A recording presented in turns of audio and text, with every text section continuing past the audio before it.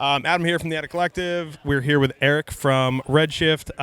Eric, tell me a little bit about what you guys got and what's going on here at Sea Otter. Yeah, absolutely. So we're probably best known for our suspension stem, but we make other suspension components as well. We do a suspension seat post. And so ultimately, the new stuff we've got going on here are just upgrades to our existing products, as well as this new handlebar that we put together. So we're really like cover the whole cockpit.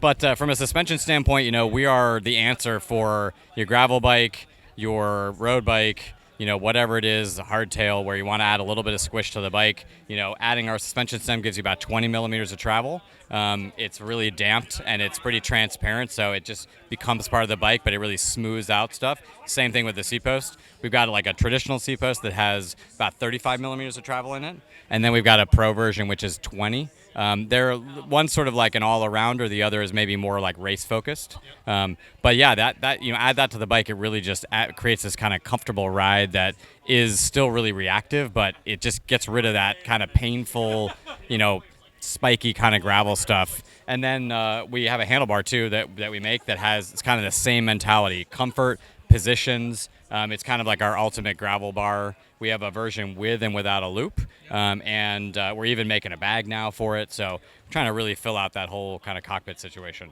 Yeah, it's crazy. Like I was telling you, I run one, and I initially was like, okay, this is going to be super inefficient, like especially if I have a bike where I kind of switch between riding road and riding gravel and going on and off, but it's not the case. Like the thing is, like, it rides really well, and it adds a bunch of like that smooth ride feel to what you have.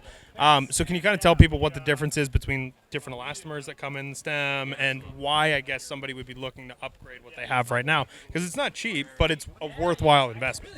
Yeah, I mean, I think that when you talk about an investment, I mean, it is the difference between fatigue, at different points in your ride. So, having a stem or having the seat post on your bike can mean, the difference between feeling a lot fresher. So, not only is it sort of speed, you get from that lack of fatigue, but you also get this, ride through things, continue to put power into the bike. So, like, ultimately, we have pros that ride with our stuff because they are faster when they ride it. And so that I think everyone kind of thinks, oh, you're going to slow yourself down, and it's really the opposite of that. So from a setup standpoint, the stem and the seat post as well, the setup is really whatever you want to feel. So you can go all the way to, on a flat bar bike, you can use a single elastomer and just be right around town and have a nice smooth ride. You can have on a drop bar bike, you could make this as stiff as you can go. It'll get vibrations, but you won't feel anything move at all.